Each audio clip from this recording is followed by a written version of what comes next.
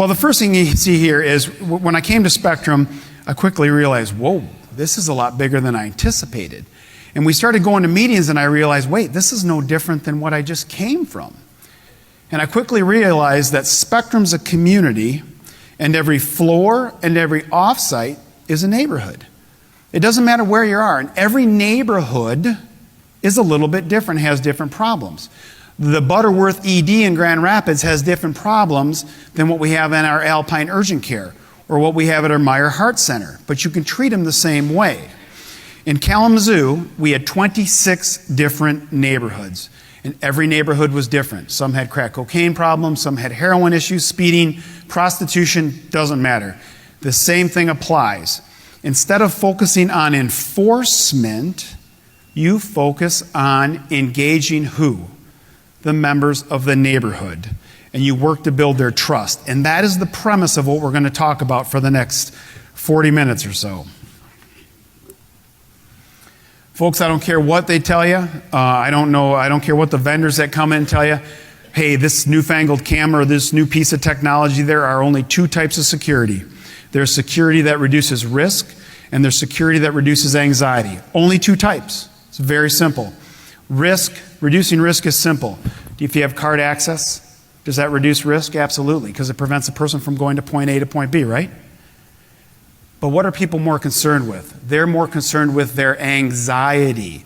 They're more concerned with, what? A mobile active shooter, even though we know that's an extremely rare event. But it's on the forefront of every news media show, isn't it? But their anxiety is up here.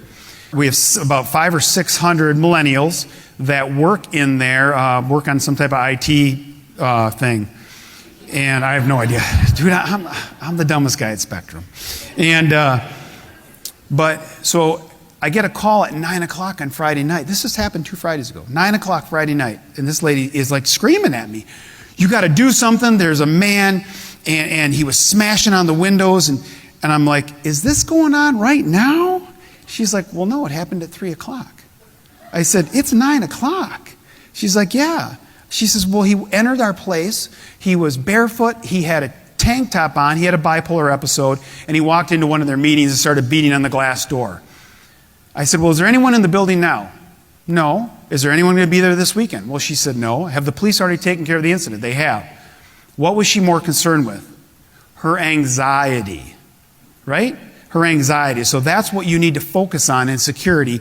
And you don't do that through guns, and you don't do that through tasers. You do that through relationships, building trust, and training, which we're going to talk a lot about today. So back in 2013, we came up with a simple concept. Ambassadors first and security second. And we met with all of our officers and we asked them to do two really crazy things. Number one, when you're not on a call for service, when you have no reason to be there, we want you to go up onto a floor.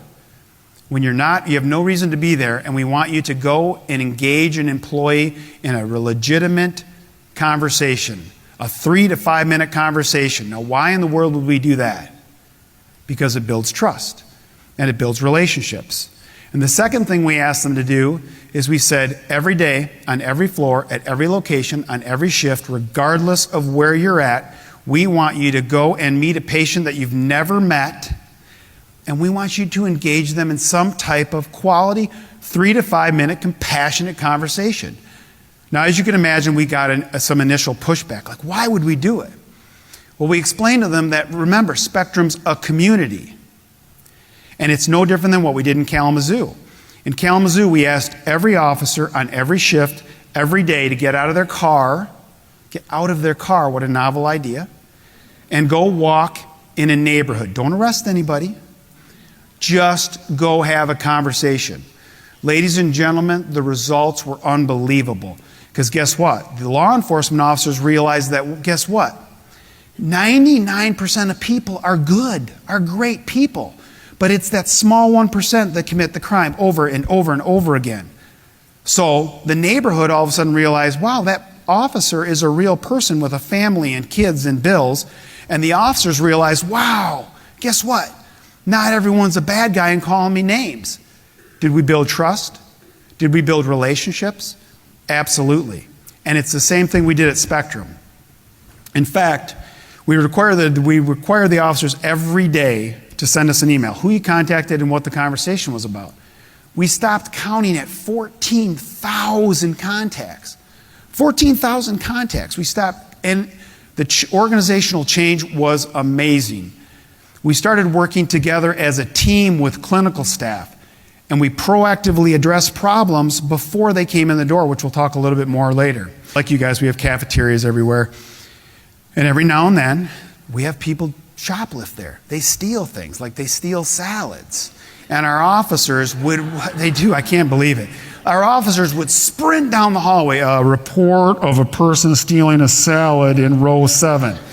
And they would sprint down the hallway and in front of 500 guests, and they would go, what is going on? To chase down a person that stole a $7 salad. Now keep in mind, the salad costs us 48 cents. We charge $7. The styrofoam it comes in is more expensive and probably tastes better. So what we did is we told them, guess what? Stop it. And they said, what? And we said, stop. Because guess what? Number one, a person who gets caught for retail fraud, shoplifting, first of all, they don't get any time for it. In other words, when you arrest them, nothing happens to them. Number two, what are you doing to the anxiety of the other people in the hallways? They're like, man, what is going on? So forget about it. Plus, guess what? They're probably hungry.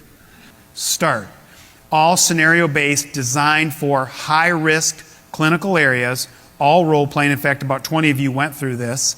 And what it is, it was developed with clinical staff. We got together over coffee, and we said, guess what? What problems do you face in the Butterworth ED? Well, this, and this. Okay, well, let's develop a training that makes it so that we can help prevent those injuries.